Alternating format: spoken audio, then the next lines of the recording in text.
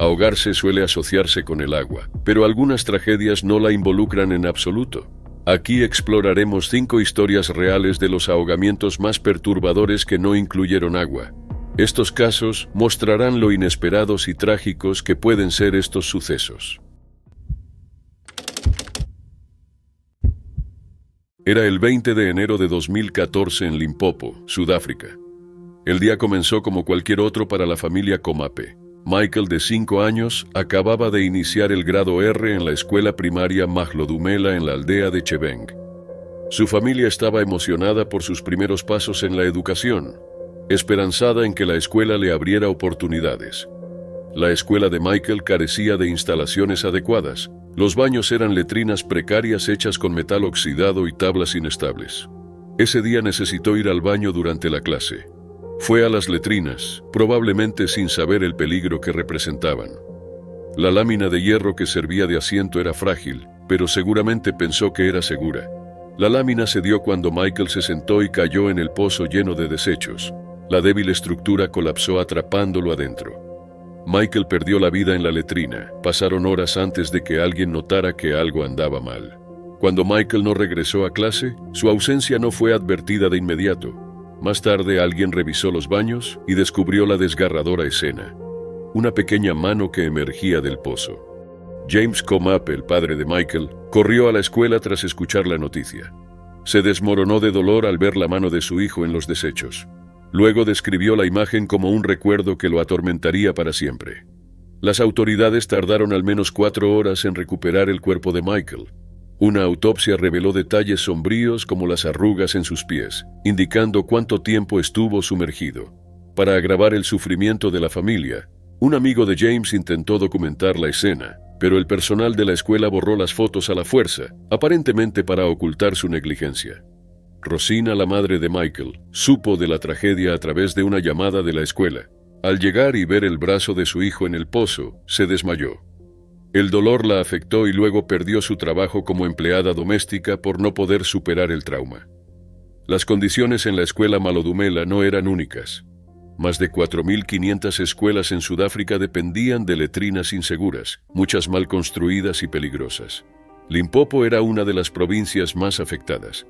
A pesar de que la Constitución sudafricana garantiza el acceso a saneamiento adecuado, este derecho seguía fuera del alcance de miles de niños. La familia Komape, con ayuda de la Organización de Derechos Humanos, Sección 27, demandó al Departamento de Educación de Limpopo. Buscaban justicia para Michael y compensación por el impacto emocional y financiero en su familia.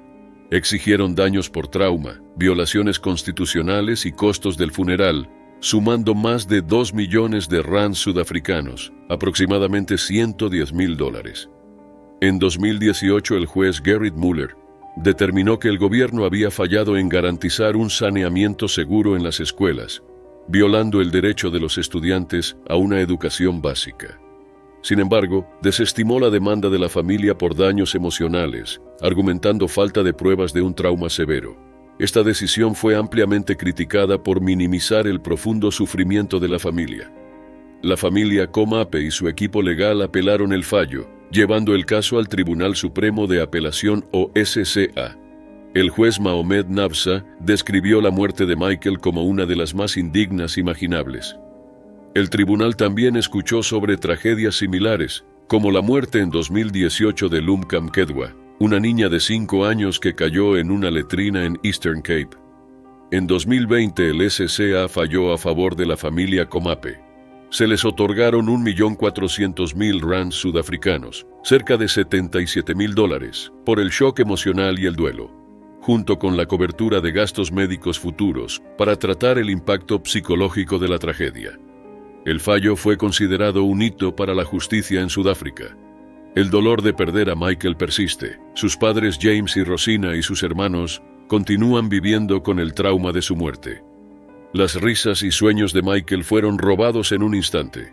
La muerte de Michael se convirtió en un símbolo de la lucha por un mejor saneamiento escolar en Sudáfrica. Tras la tragedia, el presidente Cyril Ramaphosa prometió erradicar las letrinas en las escuelas, pero el progreso ha sido lento, obstaculizado por la falta de fondos y retrasos burocráticos. Miles de escuelas aún usan estas instalaciones inseguras, poniendo en riesgo a muchos niños. La familia Comape sigue comprometida con abogar por un cambio. Esperan que la muerte de Michael no sea olvidada y que inspire esfuerzos para garantizar condiciones seguras y dignas para todos los niños. Su meta es prevenir que otras familias sufran el dolor que ellos han padecido.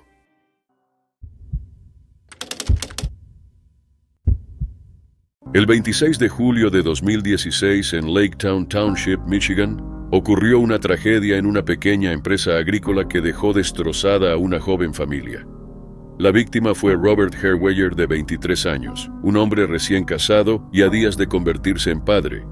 Lo que comenzó como un día laboral normal en Agri-Science Technology Company terminó en un devastador accidente que impactó a sus seres queridos y a la comunidad local. Robert tenía un futuro prometedor. 8 meses antes, en noviembre de 2015, se casó con Joy y juntos esperaban a su primer hijo. La pareja había estrenado su nuevo hogar con entusiasmo por la llegada del bebé. Robert era exatleta de secundaria y amante de la pesca y la caza. Ese día le asignaron limpiar un tanque plástico grande que contenía melaza diluida, un líquido espeso y pegajoso usado en la agricultura. El tanque, de unos 3,5 metros de altura, había sido parcialmente vaciado, pero el bombeo se complicaba a medida que bajaba el nivel del líquido. Siempre dispuesto a ayudar, Robert se ofreció a entrar al tanque para ajustar una válvula. Con botas protectoras y una máscara de seguridad, creyó estar protegido de posibles peligros. Con la ayuda de un montacargas y correas, lo bajaron al espacio confinado. Al principio todo marchó bien y ajustó la válvula sin problemas. Pero al intentar salir, algo salió mal. Según Kevin de Herrera, un compañero que lo asistía, Robert de repente dejó de moverse. Pese a los llamados de Kevin, no respondía y permanecía inmóvil junto a la pared del tanque. Kevin intentó levantarlo con las correas, pero no pudo y corrió a buscar ayuda. El dueño de la empresa, David Alexander, llegó rápidamente. Con una sierra eléctrica, David y Kevin cortaron un agujero en el costado del tanque para acceder a Robert, quien había caído en la melaza. Tardaron varios minutos en sacarlo, durante los cuales estuvo sumergido en el espeso líquido. Una vez fuera, le quitaron la máscara y sus compañeros comenzaron a hacerle reanimación cardiopulmonar. Los servicios de emergencia llegaron poco después y lo trasladaron al Hospital Comunitario de Holland. A pesar de los esfuerzos, Robert no sobrevivió y fue declarado muerto. La noticia fue devastadora para Joy, quien estaba a una semana de dar a luz. Brian Herweyer, el padre de Robert, expresó el inmenso dolor de la familia. Amigos y familiares lo recordaron como alguien que alegraba a los demás y se preocupaba por las personas. La Administración de Seguridad y Salud Ocupacional de Michigan inició una investigación para determinar la causa del accidente y si se habían seguido los protocolos de seguridad. Se cuestionó si el equipo protector de Robert era adecuado y se especuló sobre los gases dentro del tanque. La melaza puede liberar gases en espacios confinados, reduciendo el oxígeno y provocando mareos o pérdida de conciencia. La causa oficial de muerte fue ahogamiento. Los exámenes médicos confirmaron que Robert inhaló melaza mientras estaba sumergido. Este detalle subrayó la gravedad de los riesgos en su tarea y la necesidad de mejorar las medidas de seguridad. Tras el accidente, la familia y amigos de Robert se unieron para apoyar a Joy y al bebé por nacer. Una campaña en GoFundMe, organizada por su cuñada, recaudó más de $12,000 en pocos días para cubrir gastos funerarios y brindar apoyo financiero. Mensajes de condolencias inundaron a la familia, reflejando el impacto de Robert en quienes lo conocieron. El 30 de julio se realizó un funeral en la iglesia Bethany United Reformed. Familiares, amigos y compañeros se reunieron para honrar la vida de Robert, compartiendo su dolor y recuerdos del joven que había tocado tantas vidas.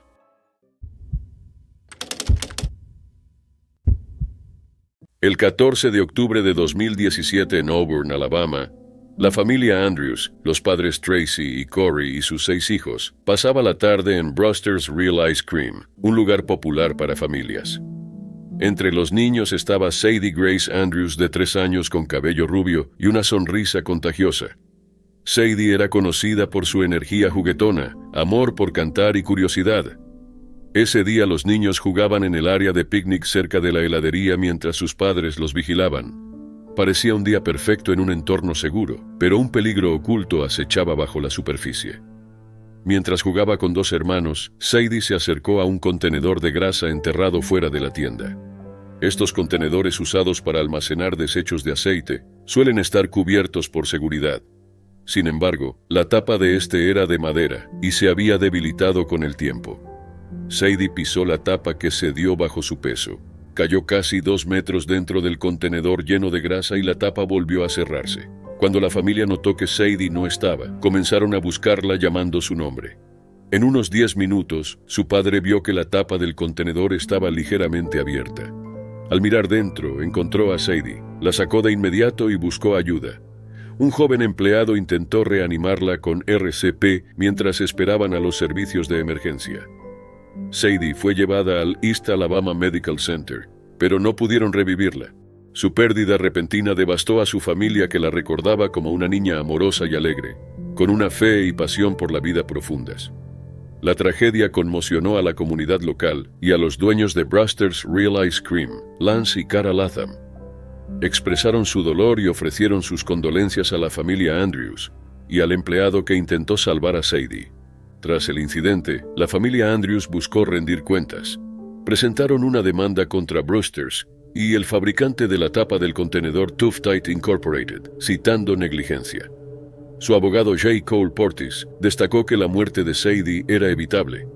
Además, la familia trabajó para prevenir tragedias similares. Su defensa logró la aprobación de la ley Sadie Grace Andrews en Alabama. La ley exige que las tapas de los contenedores de grasa sean de materiales duraderos y cuenten con mecanismos de seguridad. Este esfuerzo legislativo honró la memoria de Sadie y buscó evitar futuros accidentes. La familia Andrews se entristeció al saber de un incidente similar en Rochester, Nueva York, donde otra niña de 3 años cayó en un contenedor sin asegurar y murió trágicamente. Para Corey Andrews, la noticia fue un recordatorio doloroso de su pérdida. El hecho reforzó su convicción de la necesidad de una ley nacional para evitar que otras familias sufran lo mismo. A través de su organización sin fines de lucro, Sadie's Hope Ministries, la familia brinda apoyo a quienes enfrentan la pérdida de un hijo. La organización ofrece paquetes de ayuda y recursos para acompañar a las familias en su duelo. Los hermanos de Sadie mantienen viva su memoria, recordando su espíritu alegre y su amor por cantar «Jesús me ama». El padre de Sadie, Tracy, reflexionó sobre su impacto duradero, recordando que amaba a todos sin dudar, y nunca veía lo malo en las personas, simplemente amaba. Aunque su vida fue corta, el legado de Sadie vive a través de los esfuerzos de su familia, por crear un mundo más seguro y brindar consuelo a quienes sufren.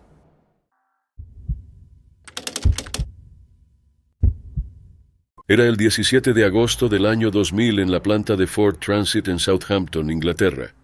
Esta fábrica, importante en la producción de las famosas camionetas, estaba llena de actividad.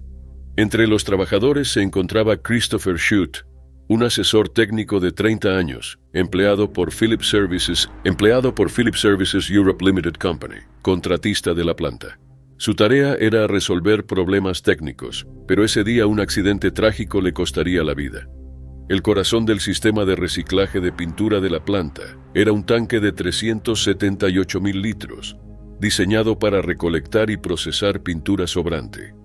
Desde su instalación, el sistema tenía fallas frecuentes que causaban desbordes de una mezcla de pintura solvente usada como capa base en los vehículos. El diseño del tanque era peligroso, elevado a 2,4 metros del suelo y accesible solo por una escalera. Carecía de barandillas en la parte superior, que solía estar resbaladiza por residuos de pintura. A pesar de los riesgos, no se hicieron mejoras importantes. Previamente, otro trabajador cayó en el tanque durante una limpieza. Aunque sobrevivió, el incidente fue una clara advertencia. Esa mañana, Christopher fue llamado por otro desbordamiento. Espuma y pintura rebosaban del tanque, y una de sus tapas había sido retirada, dejando un hueco. La superficie estaba resbalosa y el hueco difícil de ver bajo las capas de pintura. Christopher subió la escalera y pisó el tanque para inspeccionar. Un colega observaba desde abajo mientras avanzaba con cautela. Trágicamente, Christopher perdió el equilibrio y cayó por la abertura al tanque. El compañero intentó ayudarlo, pero la superficie era demasiado resbalosa. Christopher desapareció en la mezcla espesa de pintura, que hacía imposible salir. Equipos de emergencia, bomberos y paramédicos llegaron rápidamente, pero cuando lo sacaron del tanque no respondía. Fue declarado muerto. El incidente impactó a la planta y más allá. Una investigación del Ejecutivo de Salud y Seguridad, HSE, y la policía local reveló fallas graves en seguridad. La falta de barandillas, el diseño defectuoso del tanque y protocolos de seguridad inadecuados fueron factores clave. Ford y sus contratistas conocían los riesgos, pero no actuaron, incluso tras el incidente previo. El caso llegó al Tribunal de la Corona en Winchester. Ford Motor Company y los contratistas Peter Preston y Paul Mackenzie enfrentaron cargos bajo la Ley de Salud y Seguridad en el Trabajo de 1974. Preston y Mackenzie, responsables de la seguridad, inicialmente enfrentaron cargos graves, pero luego se declararon culpables de no garantizar medidas de seguridad adecuadas. Ford admitió violar regulaciones de seguridad, reconociendo que no ofrecieron un entorno laboral seguro. La compañía fue multada con 50,000 a 300,000 libras por poner en peligro a sus empleados y 250,000 libras por poner a otros en riesgo, además de pagar 46,688 libras en costos legales. Preston y Mackenzie fueron multados con 5,000 libras cada uno, una sanción criticada como insuficiente dada la gravedad del incidente. El juez Stuart McKinnon condenó la falta de medidas de seguridad, calificando el accidente como totalmente innecesario. Explicó que las multas reflejaban las situaciones financieras de los acusados, no el valor de una vida. Para la familia de Christopher, el fallo judicial ofreció poco consuelo. Su hermana Ann Gundry expresó su frustración por la injusticia percibida, especialmente por retirar los cargos más graves contra Preston y Mackenzie. Ann señaló negligencia sistémica y exigió respuestas sobre las circunstancias de la muerte de su hermano. La familia presentó una demanda civil contra Ford y los dos contratistas, buscando mayor responsabilidad. En respuesta, Ford implementó cambios para mejorar la seguridad. Añadieron barandillas al tanque y actualizaron los protocolos. Pero estas medidas llegaron demasiado tarde para Christopher. Su muerte es un recordatorio del costo de ignorar la seguridad laboral.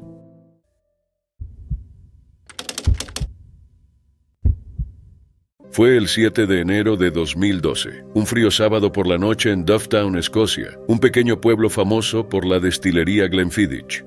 Fundada en 1886 por William Grant, Glenfiddich es reconocida mundialmente por su whisky escocés de malta única y es motivo de orgullo para la comunidad.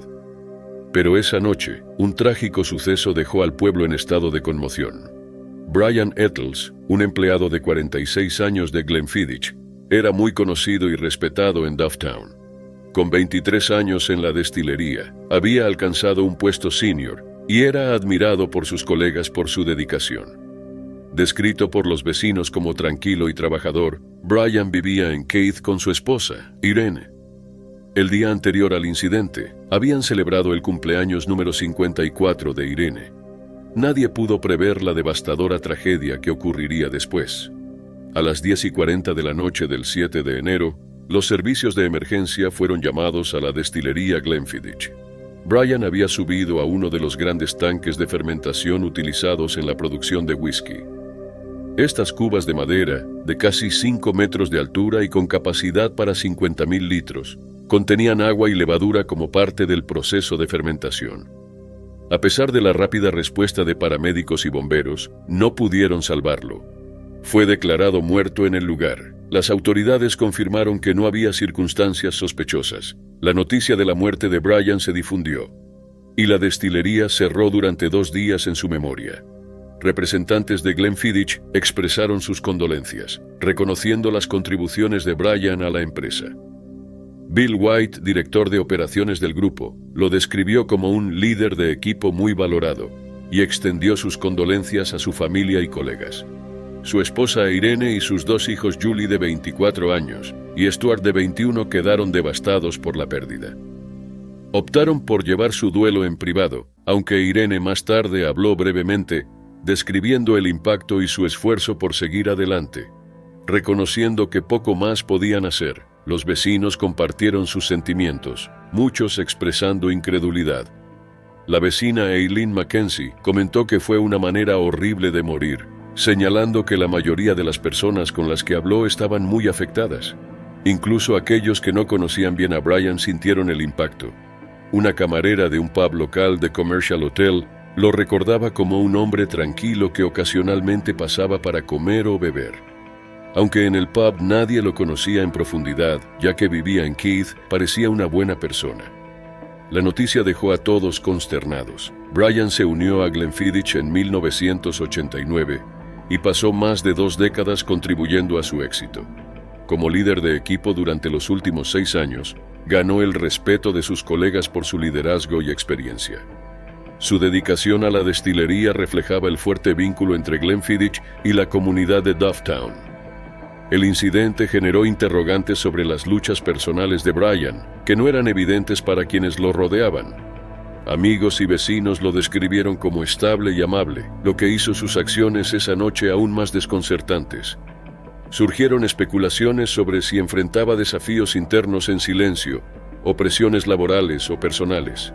Sin embargo, no surgieron respuestas claras. Funcionarios locales, incluido el concejal Michael McConaughey, expresaron sus condolencias, señalando el profundo impacto del evento en la comunidad. Aunque el incidente destacó la importancia de la salud mental y el apoyo en el lugar de trabajo, no se generaron debates públicos sobre estos temas. Para los trabajadores de Glenfiddich, el impacto tras la muerte de Brian fue especialmente difícil. Pasar junto a las cubas de fermentación ahora servía como un recordatorio de su colega. Los turistas que visitaban la destilería, ajenos a la tragedia, probablemente solo veían su importancia histórica y reputación de excelencia. Pero para quienes conocían a Brian, la historia de la destilería ahora tenía un matiz de tristeza. La muerte de Brian dejó una huella duradera en Dufftown. Subrayó las luchas invisibles que muchas personas enfrentan y la necesidad de conversaciones abiertas sobre el bienestar mental. Aunque la vida en Glenfiddich eventualmente volvió a la normalidad, el recuerdo de aquella noche de enero permaneció con quienes trabajaban y vivían en la zona.